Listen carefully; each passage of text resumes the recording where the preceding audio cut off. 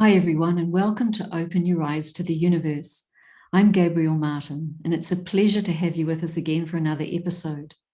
If you're joining for the first time, a very warm welcome, and if you're a regular viewer, then welcome back. It's great to have you with us, and thanks for coming along. Now, the Universe team would like to acknowledge Aboriginal and Torres Strait Islander peoples as the traditional custodians of the land upon which we meet. And so we pay our respects to the elders of the past, the present and the future, and we acknowledge their spiritual connection to country. We also acknowledge and respect the wise elder within us all and the collective wisdom of all those here this evening. For those of you who don't know, Open Your Eyes to the Universe is a series of contemporary talks, conversations, open-eyed meditations and interviews with people who inspire and uplift others by sharing their wisdoms, their experiences, and their insights with us. Now, last month on Youniverse, we were in conversation with writer, actor, and artist Barbara Bossett-Ramsey. We were listening to her reading of Turnings, The Story of Time, and we journeyed together through time, reawakening memories we didn't even know we had. Our journey was enhanced by a soundscape created by some of the best musicians in Australia, with David Jones in the composer's seat. You can check out the chat box for details of this episode and the work of both Barbara and David if you missed it. But look, here we are tonight, and we're in the divine company of Carmen Warrington, and we'll be talking about being calm and creative. So for those of you who don't know, and I'm sure most of you do know Carmen, she is a creative artist working across several art forms. Her intention in all her work, and you will have noticed this, is to uplift and inspire. Her speciality is the calming effect of sound. She's written and recorded dozens of guided meditations and CDs, and her large and loyal international fans often call her the voice of peace when they're referring to her meditation recordings. Her very calming voice and a artistic delivery style, her poetic lyrics and her soothing music all contribute to the effectiveness and the popularity of her work. Many YouTubers, and probably yourself, have created videos from Carmen's audio recordings, collecting well over 1 million views. In 2010, she was commissioned by ABC Music to record a series of 8 meditation CDs titled the Meditations for Life series. And along with writing the lyrics and music, she was also the recording engineer for this 2-year project. Carmen is also the best-selling author of 2 inspirational books, Today I Will and Today I Am. Many of our viewers this evening will also know Carmen as one of the meditation teachers on the highly popular Insight Timer app. And you'll be pleased to know that Carmen will probably very soon, not sure how soon, but she'll tell us, she'll be presenting live sound baths on Insight Timer. And when I was sort of like delving into what Carmen's been up to, I have to say there's a lot to share with you about Carmen, but we're not going to do it all at once. Her talent as an actress, a musician, a songwriter and a singer, a meditation artist, an author, her story and her significant contribution to our world through her creative expression will unfold during our conversation tonight. And viewers, as always, we really welcome your participation and questions. Thanks to those who've sent them in already. And if you'd like to ask a question or make a comment, anything you like as we move along, please use the chat box and we'll endeavour to address your comments and your questions at some point in our conversation tonight. So Carmen, it's a great pleasure to have you with us tonight. Thanks for joining us on Open Your Eyes to the Universe. Thank you so much for inviting me. It's a real pleasure to be here. And it's a great pleasure for us to have you here. So I'm going to sort of kick in here with a bit of a comment that without a doubt, you're very well known as the beautiful voice on guided meditation CDs. And I've listened to a lot of them. I know that when I'm facilitating retreats and play your meditation commentaries, people are really deeply soothed by the tone and also the vibration of your voice. So to kick off our conversation, I'm going to ask you, has to be the first question, where did you get your voice? That's a great question.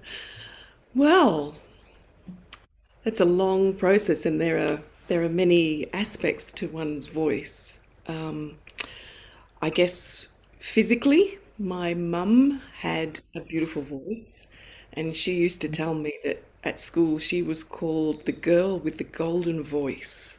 Oh, And I really loved gorgeous. that. Yeah. Yeah. And I also loved the fact that even at the age of 90, she still sounded like she had the voice of an adult. It didn't sound like it had deteriorated into, some people, their voices change over the time as they age, but I never perceived that in her voice. So I'm very grateful, and I hope that I have a long lifespan for this voice to continue being able to reach into people's hearts. Yeah. But also, I guess, because I trained as an actor for 3 years, and we had voice classes every single day for that time. So I'm very grateful to my teachers, Betty Williams and Doreen Hogan, Mm. and a number of other teachers who taught me how to use this instrument. So, yeah. We're very grateful to those teachers as well, Carmen, because so many of us have very much appreciated. Yeah, listening to you is just a beautiful experience. So the words that you speak, but also, of course, the voice. And I had a suspicion it might be related to your mum. I almost wondered when I listened to you, it sounds so natural that, I wondered if you ever came out of the womb gurgling in complete rhythm and perfect soothing vocal pitch. But but anyway, and I do remember being backstage with you. It must have been in Sydney, and we were prepping to deliver a live meditation commentary to a really packed out auditorium in Sydney. And I have to say, it was the most amazing vocal gymnastics I've ever heard as you were, prepping for this live meditation. And I also noted that you, I don't know if you always are, but you were on this occasion, and I've seen it. And you're barefoot when you do your stage work. Is that always, or is that what's that about? Yeah. I have tended to go barefoot. I'm a bit of an anti-shoe person anyway. I like to be barefoot, but Mm. I just find it a very grounding thing. And when I'm doing live meditation commentaries, um, they're always improvised. And so I like to feel that I'm really connected. Mm. And part of that is, yeah, the barefoot thing. Mm. Mm. Mm, I had that feeling that that connection, being so grounded, would mm, be part of that equation. Yeah. yeah. Hey, but look, your meditation commentaries, let's have a chat about that. You've written and recorded dozens of guided meditations and CDs, and Mm, your recordings are gifted to the Brahma Kumaris as part of your service work and for the communities. Um, that's actually a huge gift. And when I was sort of looking to see which CDs you've been doing, quite a large number. Today I Will, Moving On One, and Moving On Two. That was all about guided meditations to help you heal. And so many of them obviously are healing anyway. But your Peace of Mind CD, meditations to achieve peace of mind. I'm thinking now about World of Relationships. That was guided meditations to heal relationships. And one of my favorites, Healing Heart and Soul. Gorgeous meditations and their guided commentaries to help people heal. And on a very, very deep level, I think that one, really reaches a lot of people. mm, Gorgeous positioning of the divine on that CD as well. The Sanctuary, a little bit more recent, but their meditations to take people into a place of stillness. Again, where healing starts. Um, so many Lights of the World, another guided set of meditations to heal relationships. Are you remembering these as I'm, spilling yeah, them off?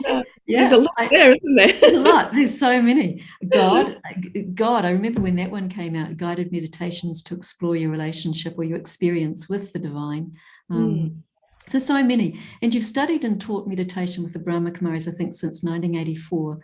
So what actually inspired you to write and record meditation commentaries? Because it really wasn't around in the 80s.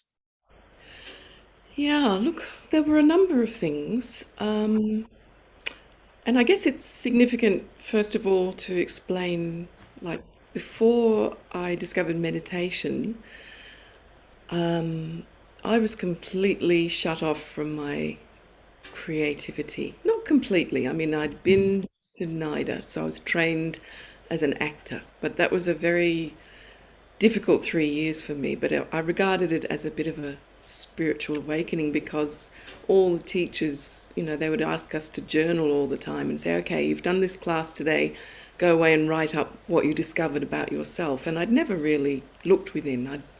I wasn't a very articulate child, wasn't a very articulate teenager, for various reasons. And so when I came to meditation, it was a massive awakening for me on every level. And luckily, where I was studying meditation in those days, it was at the Bondi Junction Raj Yoga Centre, and the place was just packed with creative artists. Somehow we were all attracted at the same time to come along, and the people living in the centre were all very artistic, and we used to run a lot of creative weekend workshops. And I remember, I don't know why someone asked me to do this, but they just said, can you speak a meditation for us while we're doing this? I think there was some movement exercise going on. I can't remember. And I had started understanding how to say yes to everything. And so I just said yes without knowing what on earth I was going to do. But it woke something up in me that said, this is your gift to the world. I didn't think about it like that for a long time, but looking back on it now, it was a pivotal moment where I just thought, this is who I am, this is what I do. And I got such a lot of great feedback from doing that very first spoken meditation that somehow I just kept going, because I guess I was intrigued anyway to see what it was that was awakening in me. And yeah, I just ran with it it became a passion to just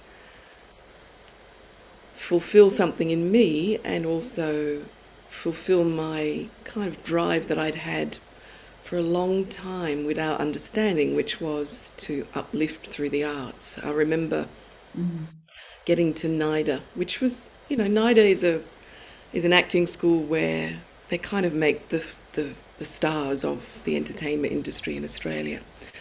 And I remember the acting teacher running a session with us all and saying, okay, you've made it here now. Why did you come? What did you want to achieve from this? And I remember saying, I want to uplift through the arts. And he gave me a very funny look. Really?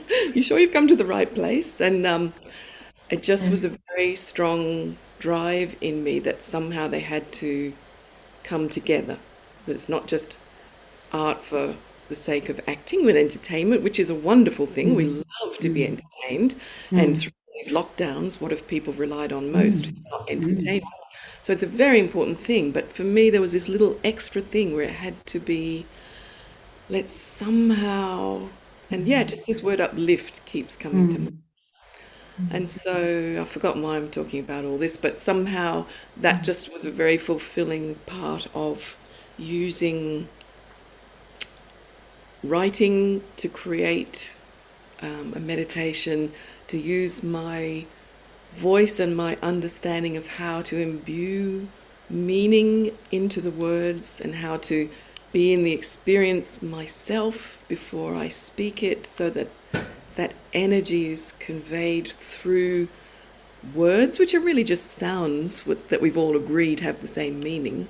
It's just sound that the brain somehow interprets into meaning. So, it's such an interesting thing. So, yeah, I wanted to uplift, and I found that path for me was opening through doing these meditations. So I was very lucky, and just opportunities kept coming. And particularly, I used to love the feeling of almost the danger of doing a live commentary and absolutely having no idea what was going to come out of my mouth. It's very exciting.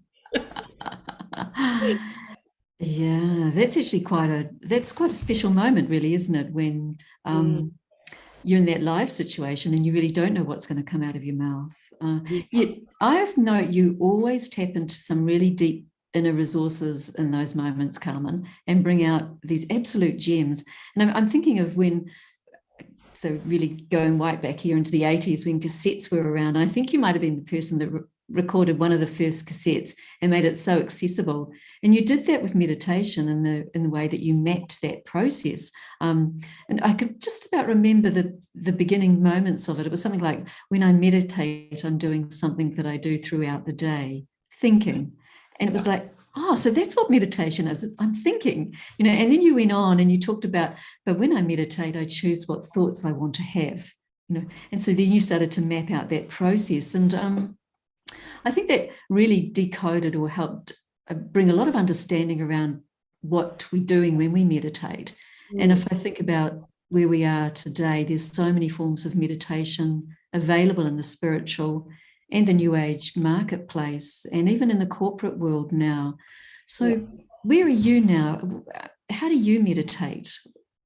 What happens for you now? Yeah, it's such an interesting question because it changes all the time.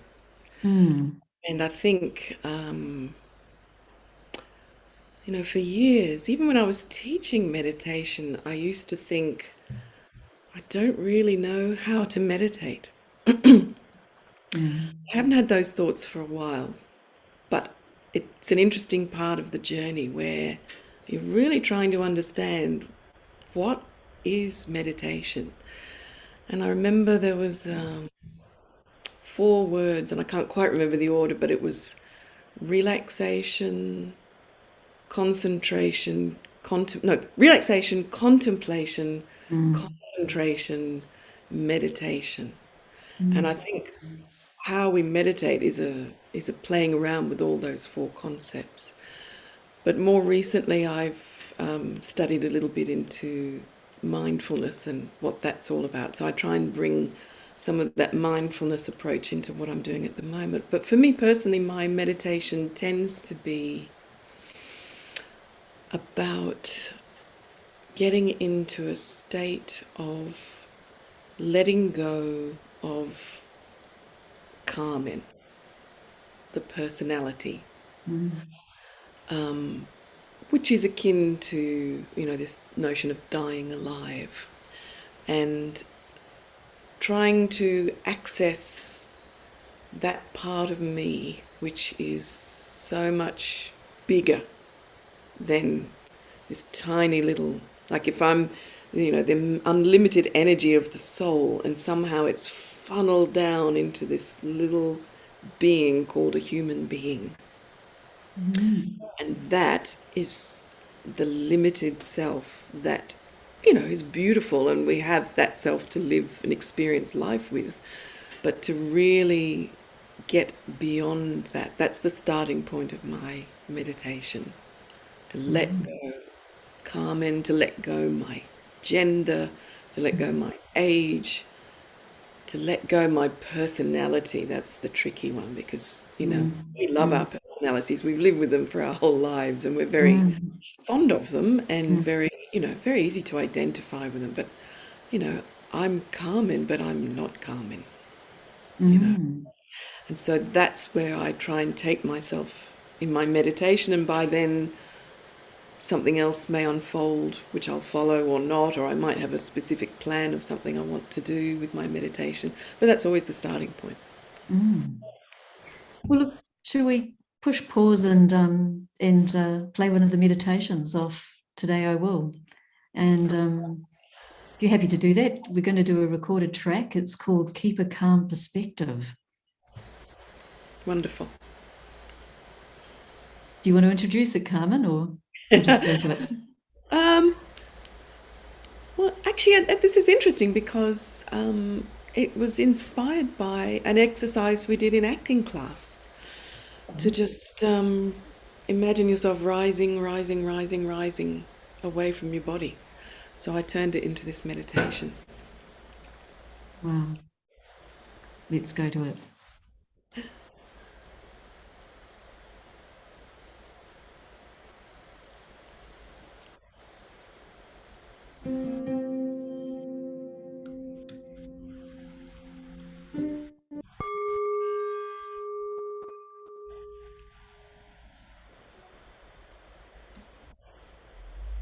Today I will keep a calm perspective.